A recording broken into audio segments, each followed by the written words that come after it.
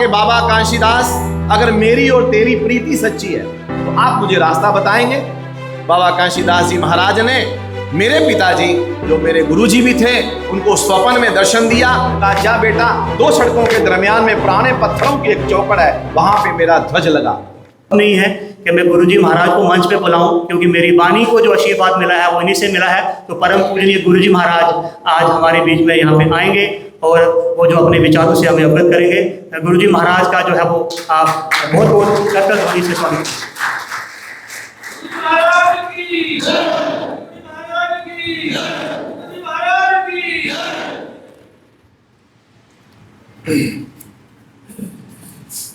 गुरु ब्रह्मा गुरु विष्णु गुरुदेव महेश्वरा, गुरु साक्षात परम ब्रह्म तस्मै श्री गुरुवे नमः। ध्यान मूलम गुरुमूर्ति, पूजा मूलम गुरुपदम, मंत्र मूलम गुरुर्वाक्यम, मोक्ष मूलम गुरुकृपा। ओम भैरव देवताय नमः, भैरव देवताय नमः, भैरव देवताय नमः। ओम कुलानाम शुभदा शांता सर्वदा कुलवर्धनम, आयुर्बलम यशो देहि गुरुदेव नमस्तुते नमस्तुते नमस्तुते। सर्वदेव भगवान के श्री चरणों में प्रणाम करता हुआ इस प्रांगण में आए हुए सभी महानुभाव, आप सबके आने का धन्यवाद, साधुवाद और गुरुगद्दी का आप सबको आशीर्वाद।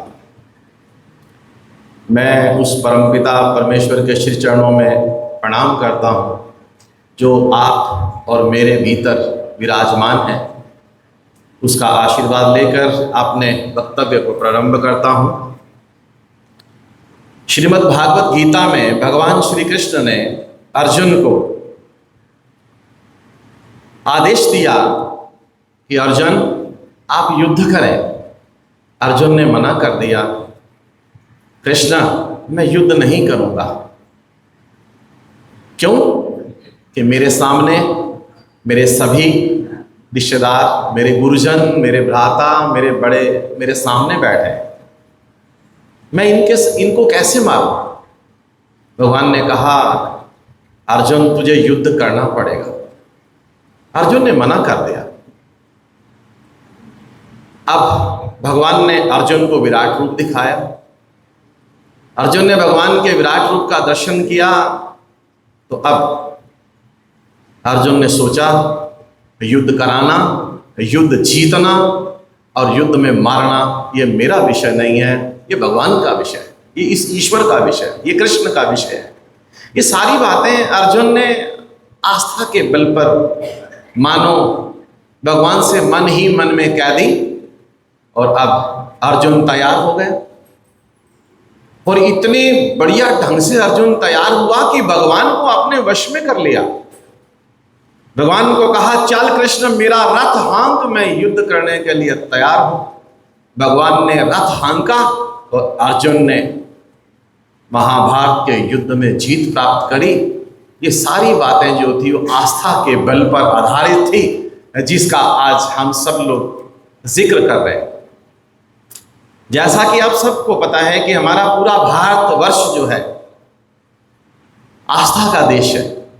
आस्था माता पिता में, आस्था गुरुजनों में, आस्था साधु संतों में, पीरों फकीरों में, गुरु गद्दियों में, वेदों में, पुराणों में, शास्त्रों में, कर्मकांड में व अन्य ग्रंथों के साथ जुड़ी हुई। अगर हम जम्मू कश्मीर की बात करें, इस पहाड़ी क्षेत्र में भी हम लोग भगवान शिव और विष्णु की पूजा करते हैं। और हमारे आदि गुरुजन और हमारे माता पिता और आप सबके माता पिता लगभग सभी इन देवों की पूजा करते थे। इसमें हमारे इष्ट जिनसे आपको और हमें आशीर्वाद मिला, जिसके आशीर्वाद से इस प्रांगण में हम सब बैठे। एक गद्दी है जिसके पूजनीय भगवान शिव हैं और इसके आदि गुरु बाबा काशीगिरी जी महाराज, जिन्होंने माता सत्यवंती और पिता दुर्गादास जी के घर अपने अन्य 2 और भाइयों के साथ जन्म लिया, जिनका नाम शिव दर्शन और सदानंद था। इनकी आस्था शिव पर थी। आस्था के बल पर धार्मिक यात्राएं करी और जीवन समाज में समर्पित कर दिया। अपना सारा जीवन समाज को दे दी। अपने आप को ध्यान योग से, कर्म योग से और भक्ति योग से जोड़ दे, और दूसरों को भी इस मंगल कर्म से जुड़ने की आशीर्वाद दी। इस गद्दी के साथ एक और गद्दी थी जिसे हम बाबा बीरम शाह जी के नाम से जानते हैं। उनके अनुयायियों ने भी और उनके गुरुजनों ने भी यही कार्य किया। एक और गद्दी जो आज पुंछ में है, जिसे नंगाली साहब के नाम से जानते हैं, उनके अनुयायी लोग जो हैं वो सिख धर्म से जुड़े हुए हैं। हमारे कुरुक्षेत्र की जो आस्था थी वो इन्हीं गद्दियों पर निर्भर थी, और इन गद्दियों के जो पदाधिकारी थे वो पैदल यात्रा करके घर घर में जा करके अलख जगाते थे और लोगों को धर्म के मार्ग पर चलने की प्रेरणा देते। सदगुरु बाबा काशीदास जी, जिनका जन्म स्थान गांव मंजवाल, थाना खुजरट्टा, तहसील कोटली, जिला मीरपुर में हुआ, उन्होंने कटास राज की तीर्थ यात्रा पैदल करी, वापस आए, माता पिता से आशीर्वाद लेकर के दोबारा फिर अमरनाथ की यात्रा करी, वहां 12 वर्ष तप किया, शिव के आशीर्वाद से पाताल लोक में गए, वहां भगवान शिव से उनका वार्तालाप हुआ, और उसके बाद भगवान शिव से क्या प्राप्त किया, मैं धीरे धीरे अपनी इस गद्दी की ओर ले चलूंगा, क्योंकि जिस स्थान पर हम बैठे हैं सबसे पहले उसी को प्रणाम और उसका आशीर्वाद लेना हम सबके लिए आवश्यक होगा। अब वरदान रूप में भगवान शिव से क्या लिया, एक तो नाम, दूसरा अमर गंगा ली, गद्दी का अधिकारी बने, व्यास ऋषि की अंश का आशीर्वाद लिया, गुरुपद लिया, 1.25 लाख लोगों को आशीर्वाद देने व शिव प्राप्ति का मार्ग, काशीदास जी से काशी गिरी नाम का पद प्राप्त किया और समाज को भक्ति योग से जोड़ा। आस्था के बल पर लोगों में विश्वास बढ़ा, धर्म के मार्ग पर लोग चलने लगे, लोगों के संदेह दूर हुए, और यही प्रयास दूसरी गुरुगद्दियों ने भी करा। बाबा काशी गिरी जी महाराज ने खुदाबख्श नामक गुजर की एक कटिया जो पहाड़ से गिर रही थी उसको सुरक्षित लाकर अपने स्थान के बगल में रखा और अपने खप्पर को दिया, गुजर को, खुदाबख्श को, कि इस कटिया का आप दूध लेकर आए। गुजर ने कहा, महाराज 2 साल की इसकी आयु, ये दूध कैसे देगी?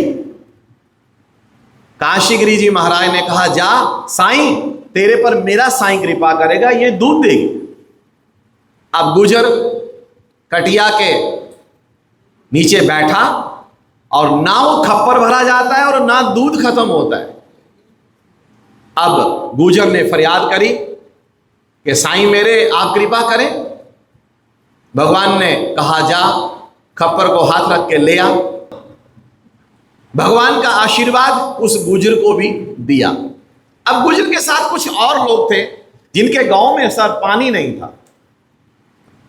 दूसरे लोगों ने फरियाद करी कि महाराज, हमें जिस गांव में हम रहते हैं वहां पानी नहीं है, मेहरबानी करिए हमें पानी की व्यवस्था कर दें, क्योंकि संतों के पास तो बहुत बड़ा आशीर्वाद होता है। अब बाबा काशीगिरी जी महाराज ने लोगों की फरियाद के अनुसार करजई पहाड़ कहते हैं, जहां बाबा काशीगिरी जी महाराज ने अपना शेष जीवन बिताया, अपने बाबा की शक्ति के बल से, भोले बाबा के आशीर्वाद से उस पहाड़ में एक बाण मारा, बाण मार करके वहां से जल प्रकट किया, इसलिए उस स्थान का नाम बाण गंगा पड़ा। अब जब पानी उत्पन्न हो गया, पानी चलने लगा, शहर बस गया, दूसरे लोगों ने भी प्रयास किया कि हम भी वहां जाकर के बसें, और गुरु गोरखनाथ की सेना ने भी मानो उनके साथ उस जगह को छुड़ाने के लिए, अपना अधिकार जमाने के लिए मानो युद्ध किया, और बाबा ने अपने उस युद्ध में गुरु गोरखनाथ की सेना को भी पीछे भगा दिया।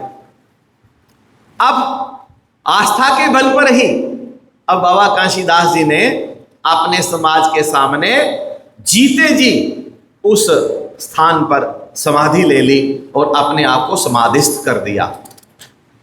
समाज चलता रहा, गुरुजन लोगों में जाते रहे और आस्था के बल पर ही लोगों में अपना विश्वास कायम करते रहे। लोगों में बैठ कर के वार्तालाप किया, तालमेल जोड़ा, बहुत सी सभाएं करी, यज्ञ किए, हवन किए, जप तप किए और लोगों को ऐसा करने की रीति नीति सुखाई।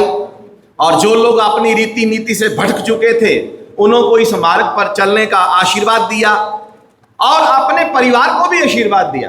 क्या आशीर्वाद दिया कि आप लोग भी क्या करेंगे, भजन प्रचार की करें कमाई, सेवक सुधार तन मन लगाई, कि आपने भी भजन करना है, प्रचार करना है, समाज को जोड़ना है और समाज को एकता के बल पर स्थिर करना है। साथ में एक और बात कही, क्या कहा, श्वास श्वास में सत्य को जपना, मन समुद्र संन्यास में रखना, कि आपने अपने जीवन में हर श्वास के साथ उस ईश्वर को जोड़ के रखना है और सबकी समस्या का समाधान करने के लिए ईश्वर के चरणों में, भगवान के चरणों में प्रार्थना करनी है, अपना जप तप करना है, स्वयं भी करना है और लोगों से भी कराना है। लेकिन समय आया, 1947 का विभाजन हुआ, हिंदुस्तान बन गया, पाकिस्तान बन गया, हम लोग सब आपस में बट गए और हमारी आस्था छिन्न भिन्न हो गई, हम लोग बट गए।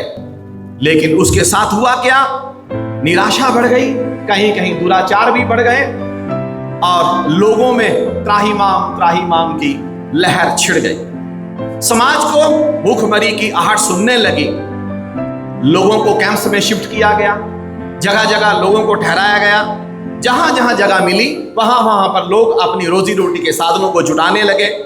उस समय मेरे पिताजी आर्मी में सर्विस करते, 1957 में वो रिटायर होकर के आए और इस अपनी खोई हुई परंपरा को दोबारा से जागृत करने के लिए प्रयास किया और बाबा से कहा कि बाबा काशीदास, अगर मेरी और तेरी प्रीति सच्ची है तो आप मुझे रास्ता बताएंगे। बाबा काशीदास जी महाराज ने मेरे पिताजी, जो मेरे गुरुजी भी थे, उनको स्वप्न में दर्शन दिया। कहा, जा बेटा, 2 सड़कों के दरमियान में पुराने पत्थरों की एक चौकड़ है, वहां पे मेरा ध्वज लगा। गुरुजी महाराज की पूर्ण आस्था थी बाबा के साथ। इस जगह को ढूंढा, बड़ा प्रयास किया, ये जगह मिल गई। यहाँ आकर के एक छोटी सी कुटिया बना दी और यहाँ आकर के बाबा के नाम का ध्वज लहराया। किसके बल पर? आस्था के बल पर। ये भगवान, मेरे गुरुदेव भगवान, मेरी आस्था तेरे साथ अगर सच्ची है, अब मुझे तू और रास्ता बताएगा। हम लुट चुके थे, कट चुके थे, कुछ भी अपने साथ नहीं लाए थे। गुरुदेव भगवान ने कहा कि बाबा मेरे पास तो कुछ है नहीं, मैं करूं क्या, लोग मेरे पर कैसे विश्वास करेंगे। बाबा ने कहा, जा बेटा, मेरे नाम को समाधि दे, मेरा नाम एक पत्थर पे लिख करके उसको जमीन में गाड़ दे, अपने आप साईं कृपा करेगा। साईं मीन्स भगवान कृपा करेगा। गुरुदेव भगवान ने ऐसा ही किया तो धीरे धीरे ये परंपरा चलने लगी और पुरानी परंपरा को जागृत किया। घर घर में जाकर के लोगों को संदेश दिया, अपनी गद्दी के प्रति बताया। धीरे धीरे खोई हुई ताकत को दोबारा प्राप्त कर लिया और लोगों में धर्म की यात्रा करके जम्मू कश्मीर, पंजाब, हिमाचल, हरियाणा, राजस्थान, दिल्ली, जहां जहां समय मिला, समय के अनुकूल अपने गृहस्थ को भी चलाया और समाज को भी चलाया। और उसका रिजल्ट क्या हुआ? धीरे धीरे एक छोटा सा मंदिर बन गया, समाज के साथ लोग जुड़ने लगे, समाज यहां एकत्रित होने लगा। एक छोटा सा यज्ञ 1967 में प्रारंभ किया और अभी पिछले दिनों हमने उस यज्ञ का समापन किया जो मेरे पिताजी ने 67 में किया था। मानो उनकी बनाई हुई परंपरा के अंतर्गत हमने 59 यज्ञ किए। और एक बार गुरुजी महाराज को 1962 में विनोबा भावे जी मिले। विनोबा भावे जी उस समय भूधाय के लिए अपना प्रयास कर रहे थे, लोगों में जा रहे थे कि जिन जिन लोगों के पास ज्यादा जगह है वो अपने दूसरे लोगों को दें जिनके पास जगह नहीं है। मेरे पिताजी विनोबा भावे जी से मिले और विनोबा भावे जी महाराज से प्रार्थना करी कि मेरा समाज गरीब है, मेरा समाज नरम है, मेरे समाज के उत्थान के लिए आप हमारी सहायता करें। लेकिन गुरुजी महाराज का एक लक्ष्य था कि मैंने अपने समाज को एकजुट करने के लिए, एकत्रित करने के लिए स्थान बनाया कि बाबा आप मुझे आशीर्वाद दें। अब धीरे धीरे उसका रिजल्ट क्या हुआ महाराज कि अभी अभी जो ऑपरेशन संदूर हुआ, ये जगह बन चुकी थी और हमारे कई लोग पुंछ से चले, राजौरी से चले, यहाँ आकर के उन्होंने लगभग 10 दिन विश्राम किया और विश्राम के साथ उन्हें जो भी हम दे पाए, समाज ने भी सहयोग किया और उनकी हमने खूब सारी सेवा करी। और जाते जाते उन्होंने क्या कहा कि महाराज जो गुरुजी ने 1962 में सोचा था वो सपना आज साकार हुआ, आपने ये जगह बना दी। अगर हमारे पास ये जगह ना होती आज हम लोग कहाँ जाते। तो ये गुरुदेव भगवान का एक आस्था थी अपने इष्ट पे, अपने गुरु पे और अपने समाज पे। समाज ने सहयोग किया तब ही गुरुजी महाराज आगे चल पाए। समाज सहयोग ना करता तो शायद आज हम कहाँ होते। हम जानते हैं कि कई बार आस्था में भी परिवर्तन आता है और समय के साथ साथ बदलते समय की चुनौतियों ने मुझे भी उनसे रूबरू होना पड़ा। मेरे पिताजी ने मुझे 1989 में अपना कार्यभारी घोषित किया जब मैं कॉलेज से निकल चुका था। 1981 में मैंने बीकॉम करा, उसके बाद 5-7 साल गुरुजी महाराज के साथ चला और 1989 में जब मेरे पिताजी ने मुझे अपना कार्यभारी घोषित करके अपनी ड्यूटियां सौंप दी और उस दौर में हमारा देश इंफॉर्मेशन और टेक्नोलॉजी के दौर में अपना प्रयास कर रहा था। मेरे सामने भी बहुत सी चुनौतियां थी। सभी परिस्थितियों को मद्देनजर रखते हुए मैंने धार्मिक कार्यों के साथ साथ अपने समाज के लिए भी कुछ कार्य करने प्रारंभ किए और नई युवा पीढ़ी को अपने साथ जोड़ा। और नई युवा पीढ़ी ने, मैं प्रणाम करता हूं उनको, उन्होंने मेरा बहुत बड़ा सहयोग किया। और गद्दी के सबसे पहले बुजुर्गों के आशीर्वाद से गद्दी का वो पुराना ढांचा जो मेरे पिताजी ने 1962 से लेकर 75 में बनाया था, उसको दोबारा मैंने को नया रूप दिया। और नए रूप के बाद धीरे धीरे समाज को कथा, सत्संग, जप तप, हवन, भागवत आदि कर्म करवाए और युवाओं को सेवा भाव के साथ जोड़ा और उनके भीतर जो कुरीतियां थी, जो व्याधियां थी, उनको दूर करने का प्रयास किया।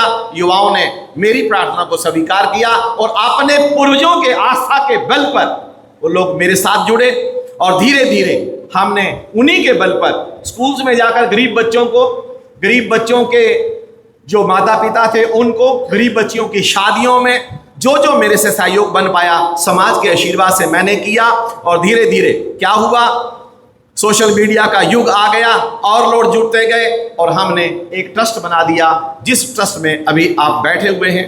और इस ट्रस्ट के माध्यम से धीरे धीरे हमने छोटे छोटे मेडिकल कैंप लगाए, आई डोनेशन कैंप लगाए, फिर उसका ब्लड डोनेशन का कैंप लगाए जिसमें माननीय डीसी साहब भी यहाँ पे थे। तो उसके बाद धीरे धीरे हमने अभी आप सबके आशीर्वाद से इसी परिसर के ऊपर एक लाइब्रेरी का गठन किया जो बिल्कुल निःशुल्क है, जिसमें लगभग 40 बच्चे पढ़ते हैं। और मेरा लक्ष्य है कि हम आने वाले समय में ये 100 सीट्स तक इसको बनाएंगे और आपका आशीर्वाद रहा इस क्षेत्र में और हम आगे बढ़ेंगे। और इसके साथ साथ मैं एक नए भवन का निर्माण कर रहा हूँ जो कि आपके बिल्कुल बगल में है। मैं ज़रूर चाहूँगा कि जाते जाते आप इसको भी सब अपना आशीर्वाद देकर जाएंगे। मैं पूर्ण प्रयास करूँगा कि आने वाला समय अगर आप सब ने आशीर्वाद दिया तो वहाँ पे हम एक ऐसा कार्य करेंगे और लोगों को बुलाएंगे जिसमें 60 बाथरूम हैं, 2 बड़े बड़े हॉल हैं, 60-30 उसके अंदर कमरे हैं। और ये मेरा प्रयास आप सबके आशीर्वाद से हुआ। अंत में जब हम पीछे मुड़कर देखते हैं कि अब से लगभग 650 वर्ष पूर्व जो यात्रा हमारे आदि गुरु सदगुरु बाबा काशीदास जी ने शुरू करी, वह यात्रा आस्था के बल पर आधारित थी। वह यात्रा बाणगंग मंजवाल से शुरू हुई, मेरे पूर्वजों का जो गांव था, और वह यात्रा बनपुरी बजवाल में आकर के संपन्न हुई, पूर्ण हुई। उसी यात्रा ने पूरे भारतवर्ष में उस आस्था के वट वृक्ष के रूप में प्रस्तुत कर दिया। आइए हम सब संकल्प लें जिसमें आपकी आस्था है, वह आस्था है वासुदेव कुटुंबकम के वैदिक संकल्प के साथ सदैव आगे बढ़ते रहें। और हम सब सर्वे भवन्तु सुखिनः, सर्वे सन्तु निरामया, सर्वे भद्राणि पश्यन्तु मा कश्चित् दुःखभाग् भवेत्। इस सिद्धांत के साथ सदैव आगे बढ़ते रहें। सभी सुनने वालों का, मुझे सुनने वालों का धन्यवाद। सब कुछ दीना आपने, भेंट करूं क्या नाथ, नमस्कार की भेंट लो दौड़ के दोनों हाथ। सर्वे भवन्तु सुखिनः, सर्वे सन्तु निरामया। भारत माता की जय। धन्यवाद, नमस्कार, आशीर्वाद। आपके द्वारा बाणगंग से बनपुरी की जो आस्था की विरासत हम सबको मिली है, उसका निरंतर प्रभाव आने वाली पीढ़ियों के बीच में होता रहे।